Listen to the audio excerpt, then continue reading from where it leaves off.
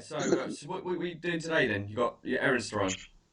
Yep, so Sunday before fight week, I always just kind of like go shopping, get all the essentials I need for the week, and then Yeah. possibly just look for like clothes for after the fight and whatnot. Yeah, because you're fighting next week, isn't it? Yep, Saturday. Yeah. Tell me a bit about that, the opponent. So I'm fighting Marco Polo Reyes, and I guess he's a Hispanic striker or boxer. So from what I've seen by watching films, he likes standing and trading. He's one of those guys that lives and dies by the sword. Hmm. So, and he's fighting in my comfort zone because that's what I love as well. I started off in Muay Thai. Yeah. So, I mean, people are coming to check it out. We're going to see, two guys just having a slugfest. Hopefully I'm going to be more technical than he is. Hmm. Because he's obviously come off a loss recently as well, if I recall. So Yeah, I guess. he's going to be Yeah, kind of eager to get back in there, isn't he? So it's going to be it's going to be a good one. But what'll be really good is just to kind of go back and kind of know a little bit about you. Obviously try and UK fans kind of know a little bit about you. So tell me how it all started for you. How did you get into martial arts and what age? And Oh man, I feel like it started like so long ago. I was like 5 years old watching some John Claude Van Damme films, and like that just kind of inspired me. I was like, man, I want to do that, like compete in a kumite and all that stuff. And so I was about 10 or 11 when I found like a martial arts gym. And so I was doing like the taekwondo and the karate, and then I just started escalating quickly. Then I got into boxing, and then Muay Thai or kickboxing. Um, and then I found jiu-jitsu and then wrestling. And so by the time I was like 14 years old, I was doing mixed martial arts. And that's when I had my first fight when I was 17. And I was just bouncing between MMA and just straight kickboxing. what did your folks kind of think about like getting into martial arts? Because obviously it's not exactly um, the most loving sport, is it really? Well, I mean, I was raised by a single mother, and she's just absolutely nuts. And so she was just there, like front row, telling me to, kick some other guy's ass and like just going nuts. And so she absolutely loved it. Yeah.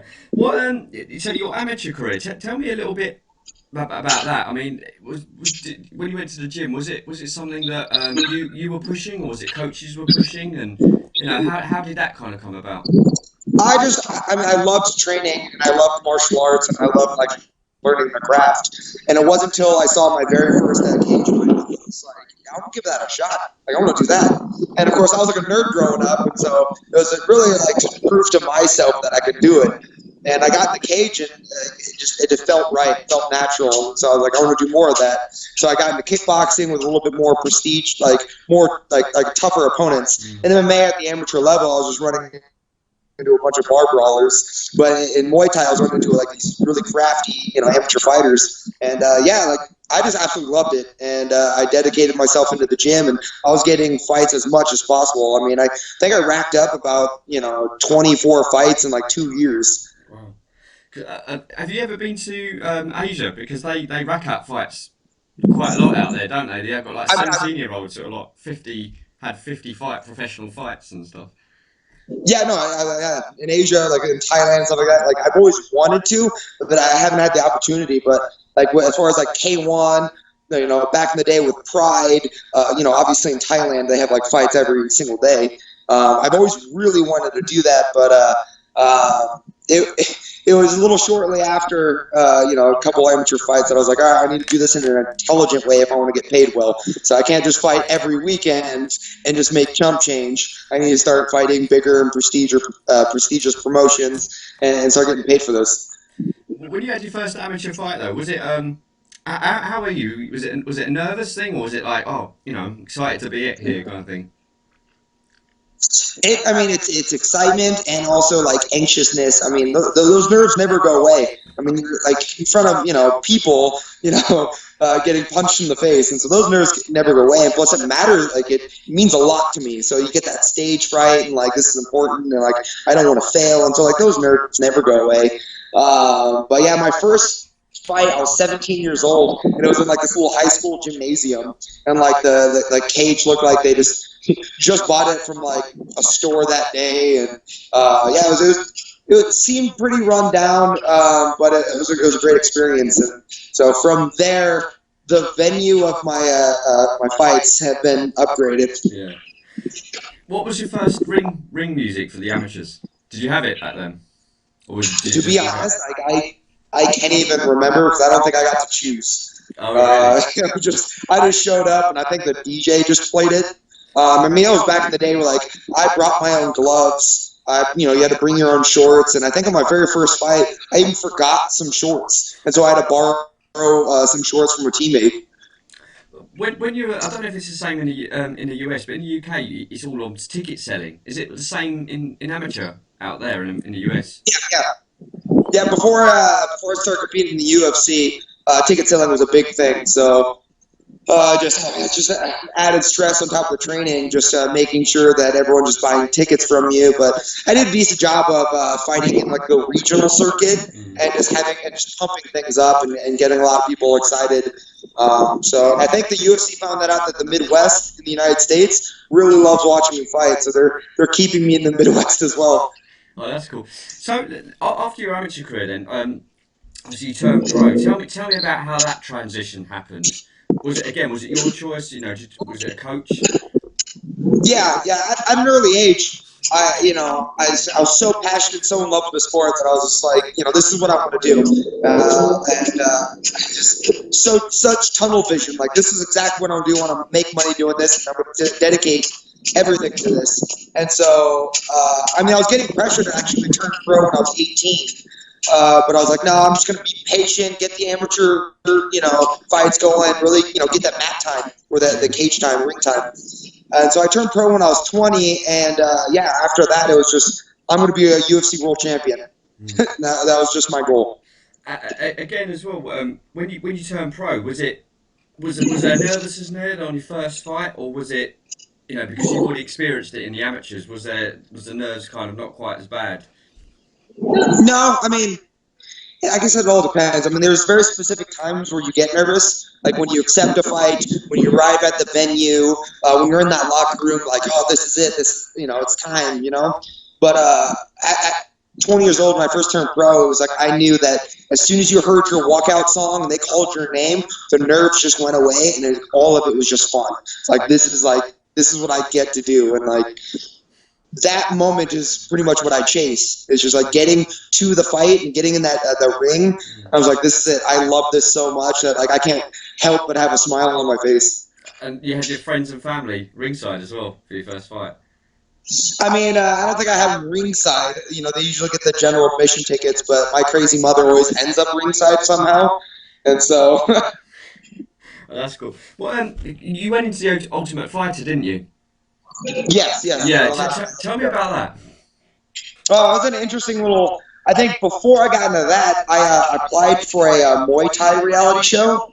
Okay. And they were trying to do like a country, like a USA Muay Thai team. So I applied for that, and like that was just crazy. Probably one of the toughest days of my life. But then that show lost funding, and I had like sponsorship money to kind of like cover the tryouts. And that's when my manager was like, "Hey, the Ultimate Fighter is having some tryouts in Vegas. Might as well give that a shot." So I went there and tried out, and they just liked me. And so I went through all that. Man, it was just these reality shows. It's crazy what goes on behind the curtains. Like I had to like live in a hotel room for 7 days. I wasn't allowed to leave. And then at the end of like the 7 days, they're like, "Oh, you're gonna fight that guy."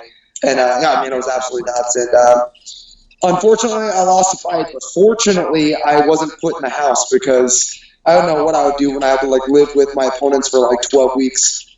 I was going to say that living in the house. What was it like? But obviously, you didn't experience that. But it looks mental. It looks generally mental. Yeah. Generally, what it is like it's a TV show, right? They make you stir crazy, and then they put you in front of another man, and they're like, go nuts. And like that's kind of like the goal. Is like they want personalities, they want excitement, and they want drama, and like that's what they kind of like push, right? And so I went a different way to get in the UFC, and I showcased more of my talent. We have a show in the UK called Big Brother. I don't know if you have it in the US, but it's like a reality. I watched it. Did you have it? Yeah, I mean, we had a version of the Big Brother, but I've also seen the UK version as Yeah, well. it just looks mental. It's you're trapped in a house for like 12, 14 weeks, and you imagine if you're all fighters, and I just can't believe it doesn't kick off as much, unless it does Like, you regulate. gotta the type of people that they want to put on. Like, I mean, they have a bunch of like applications, and they pick specific people. Like, man, this is gonna go nuts. Like, these people are crazy. We're gonna put them on that. And so, like, it's set up for not failure, but set up for just absolute drama. And so, I mean, I've always been curious on how I would respond in such situations, but luckily I haven't had to. Yeah. Just going back a sec. So when you applied for the UFC, the Ultimate Fighter, did you used to watch the UFC growing up? Yeah. I mean, I was, streaming on my computer the very first Ultimate Fighter. I've been a fan of the sport, way, like a long time ago. And so, yeah, just having the opportunity to be on the show was pretty surreal. Mm. And I mean, I think it's BT Sport been showing a lot of the original UFC because it's like the 25th year. And there's been some like mental kind of fights back then, like the Gracies and Ken Shamrock and stuff. How much would you like to have been in that area when it literally anything goes, headbutts and all sorts? Or you think it's a lot more obviously skilled? I suppose the best way to say Yeah, it. no, I honestly lean towards more of like the skill side. Like, I like the idea that we have gloves and rules, but it also like encourages technical athletes to get into the sport. I have honestly asked myself, like, if it was back in like the anything goes days, I don't know if I would do it. I mean, I don't know. I wasn't put in that position. I was like 13 or 14 at the time, but yeah, I mean that's crazy. Even as bare knuckle boxing sport, like that's still Yeah. it's pretty nuts. And I don't know if you can't pay me enough to injure my hands like that. Would you ever do the bare knuckle boxing if the money was right? I'm not in a current position to like debate about it, but I mean I have no idea. Like right now, I'd say no, Mm. but I mean who knows? Like in a couple of years, I was like I might give it a shot. But the thing that worries me is like the gloves protect people's like hands. It Mm. doesn't protect people's face. Mm. Right, so it's like in bare knuckle boxing, you're gonna have so much, like so many stitches and broken hands. So it's like you're gonna have to pay me a ton for my hands to be able to handle this. Yeah. Obviously, since you're running the UFC, who's been the toughest opponent for you? Oh man, I've had like every single fight's like tough in its own ways, but I mean, I had a very tough fight against Frank Camacho. I think it was like last year we got fight of the night. Yeah. I think the stats showed that we exchanged like 300 significant blows throughout the entire fight at each other, and so. Yeah, as far as like tough fights go, like he had a chin on him. He great striker. Like that was one that I squeaked away, and then yeah, so that was super tough. You had a big win against Jamie. Forgot his Garner. name. Yeah, yeah. Yeah, that was probably one of the biggest wins that I had. Just growing up, like I idolized Jimmy Garner. Like he was like the world champion when I was thinking about turning pro. And so having the opportunity to fight him was just like, this is it. This is where I get to prove myself. And then, of course, getting a win over him, like that was just absolutely fantastic and surreal. And it proved to me and everyone else that like I can hang. How is it kind of growing up, idolizing someone and then fighting them? Is it because obviously there's not really like much trash talk, so to speak? Is it? I've never been in a ring, so I don't understand. But is it harder fighting someone that doesn't kind of give you a bit of trash talk, or? Um, I don't know. For me, and I'm a unique breed when it comes to fighting. I have these unique mindsets on it, but I got in this sport to prove to myself that I can do this. Like to prove to myself that I can be a world champion and stuff like that. So I actually prefer fighting guys that I respect and I admire because I'm in here to prove to myself that I can hang with them. And so just fighting guys like Jamie Varner or getting up there to where I'm fighting like guys in the top 5 or even the championship division, like I want to fight the best guys at their best. And these are the guys that I admire, right? I'm a fan of the sport and I compete in the sport. So you give me a world champion, I'm like, oh my God, he's so fantastic. He does this, this, and this. I want to fight that. You retired him essentially, really. That was his last fight, wasn't it? Yeah. He claims that all like too much sparring was really his downfall to his career. And I mean, I don't know, it could possibly be true. He made a super, vital mistake in our fight, and I took advantage of it and sealed the win. But yeah, I mean, I think he's just showing that too much sparring, it will end career soon. Yeah, no, absolutely. Someone else you thought was Silva, Leonardo Silva. Oh yeah, Yeah, tell in me about that Brazil. one. It's a bit of a weird one, isn't it? If people watching don't know this Yeah, guy, but he's a black belt in jiu-jitsu, and I was winning the fight. I was doing really well in the stand-up exchanges, and then in the second round, he was able to get one takedown. And I was like scrambling out like off the ground, and he locks up this choke or guillotine. But I get into a position where that choke doesn't do anything. It's not putting any pressure up on my neck. I'm fine, but he's still holding onto my head. So like I had to be patient and work my way out of it. And the ref, for some reason, just thought I tapped or I passed out or I don't know what it was. So they stopped the fight, even though like nothing happened, and they declared Leandro Silva the winner. But like nothing, it was just the most strange. Like from what I've been told, it was one of the worst referee stoppages in UFC history. So I had to go through, the politics and get that fight overturned. So now it's a no contest. But you yeah, it got was your a money very as well, strange didn't you? experience.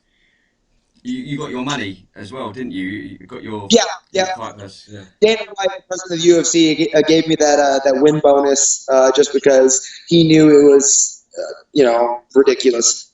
Yeah. What's Dana like? I've only met him on a handful of occasions. I mean, when he's on TV, he's brash and like honest and kind of a rude sometimes.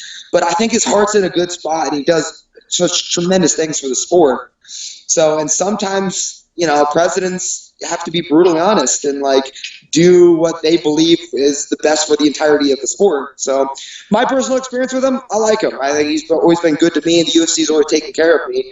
But then you watch some film where sometimes he'll like say his opinion, and you're like, oh man, like that's out there. He looks good fun. He's kind of like someone you'd like to go for a beer with, I think, because he'd be quite, Oh you yeah. have a good debate with him, can't you? Oh yeah, like if I had the chance to go out and like hang out with him and have a beer, like I'd be all about it. It'd be lots of fun. Yeah, definitely.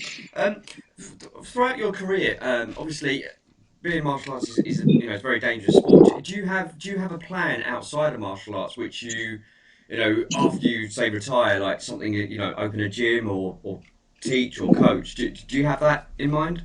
Oh yeah, absolutely. I definitely want to help out the next generation of fighters. So owning a gym, managing, promoting, coaching, like anything I could do to stay in the sport, because I'm just, like, the passion has never died. I've been in this for a long time, but it's still there. And I would love to get into commentary as well.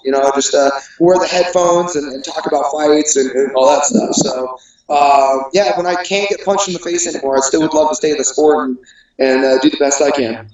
As a fighter, what kind of age did you start thinking? Once I retire, I need to have a backup plan. Was that ever in your mind? Yeah, no, of course. I started thinking that when I was like 21.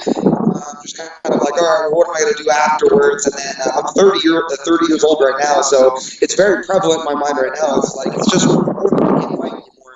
So I'm setting things up. I'm getting, some feelers out there of like what I can do. But yeah, so I mean, I've always had the idea of like, this has a shelf life.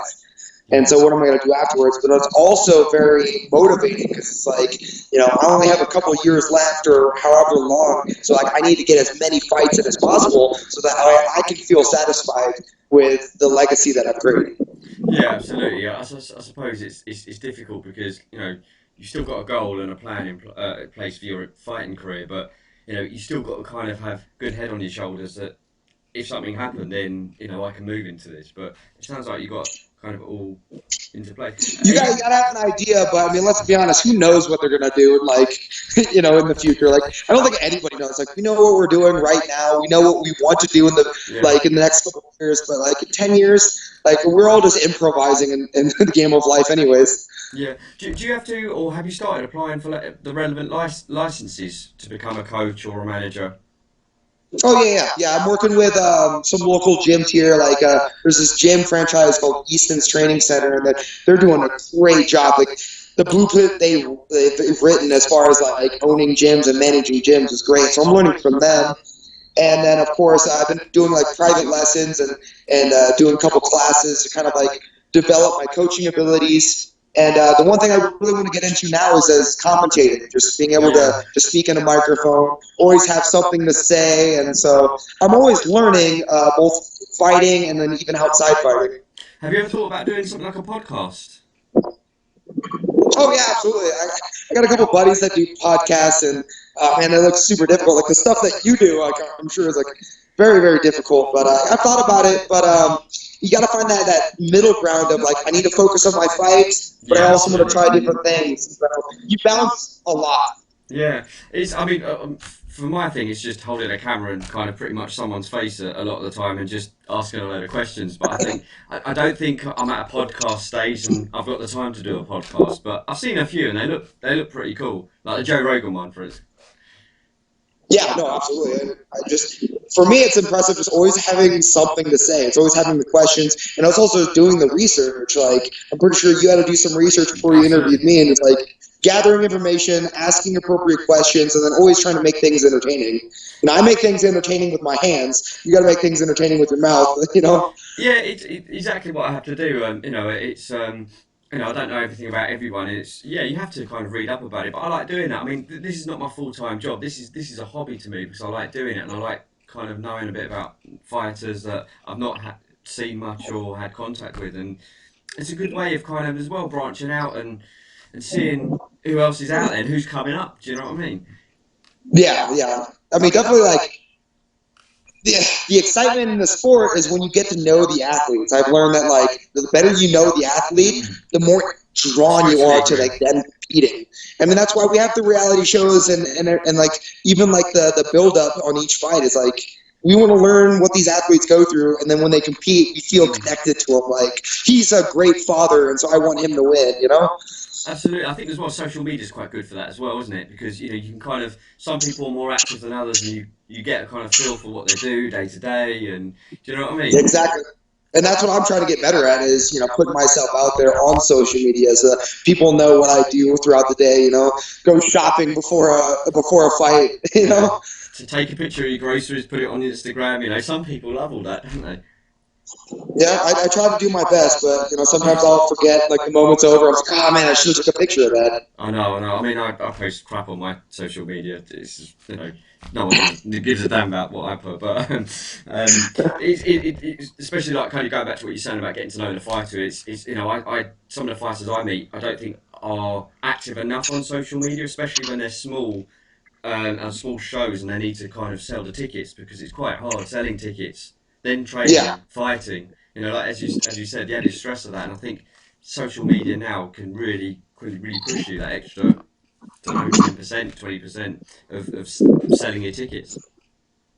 Yeah, I learned that. I mean, I was privileged and super lucky because when I had my first couple of amateur fights, I didn't want to lose the disc, right? So I uploaded it to YouTube just so I didn't lose it, right? And then my YouTube videos were getting views, and of course I'm like this little teenager who just got like a camera phone, so I was just taking selfies and throwing up on Facebook or MySpace at the time, and that's when I learned like, oh man, people like seeing this random stuff I'm throwing up there, and like that actually translated to me having an easier time selling tickets to my next fight because we were like, oh man, I saw your fight on YouTube, or this and that. And so I was lucky to like fall into that, and then even now I'm still trying to learn how to do it properly. I was going to say, have you thought about getting back on the YouTube and doing like a blog or Oh yeah, I've always thought about it. Like I said, I got buddies that do the YouTube and the podcast, and like I don't know, I see the amount of work that they put in, and that's another thing too is you got to like learn to be comfortable with yourself too. So you're constantly throwing stuff out there, so you got to have that social media confidence. But I'm learning, and any opportunity I have for interviews like this and talking about things, like I always take because I find this super entertaining. Now it's a matter of just trying to do things on my own. It's difficult. Before I let you go, just there's talk about this 165 division. Has that got any legs or is The that what something, division? the 165? Oh, the 165. Yeah. I don't know. there's a need for it. There's definitely a need for it, and I'm a firm. Yeah, I'm very pro 165 because right now, like, I'm just too small for 70, but way too big for 55. Like, I'm currently in the moment right now. I'm cutting down to 155, and it just gets rough. And so there's a bunch of athletes, that fall in that middle zone where it's just like they don't get as big as like the 170 pounders, bigger guys. But we have to cut ridiculous amount of weight to get down to 155. I mean, that's a 15-pound jump as far as division goes, which translates to 30 to 40-pound differences between the athletes. And so I'm all for it. I think it's better for everyone. Now, as far as it has legs, I don't know if the UFC wants to deal with that because they have to do a lot of work to open up a new division and make a lot of changes. And so I think eventually it's going to happen, but I don't know if it's going to happen in my legacy or my time frame. Yeah, because obviously in boxing you've got so many divisions with about 7 pound kind of like increase. Obviously, as you said, it's 155 to 70, which is massive, really, isn't it? I know there was talk about it, but Dana's kind of dismissed it. Yeah, But it's still going boxing is great. You see guys change weight classes and fight, and you create a lot more super fights. You have like this boxer move up, fight this boxer, and it's fantastic. And MMA, I mean, we actually have these dudes on top of us. So if I move up in a weight division to be more comfortable in my weight cut, I'm gonna have a guy that's like 30 pounds heavier than me on top of me, which is a huge difference between punching power. Because if you follow boxing, we know punching power isn't based on weight.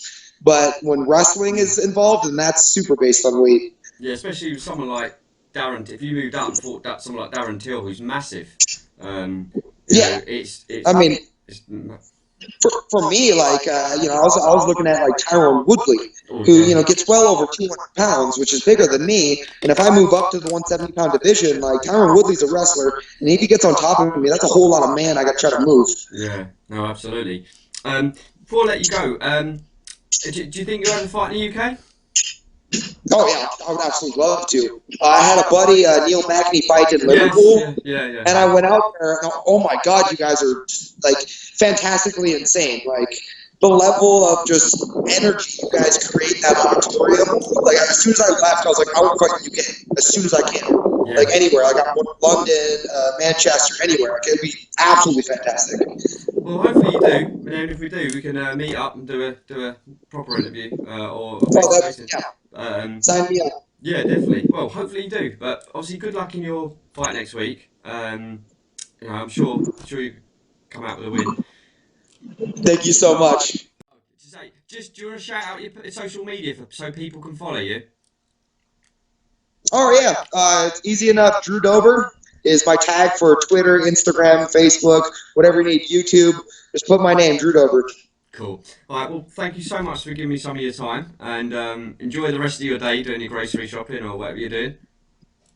Thank you so much, and you have a good day as well. Cool. Catch up soon, mate. Take care.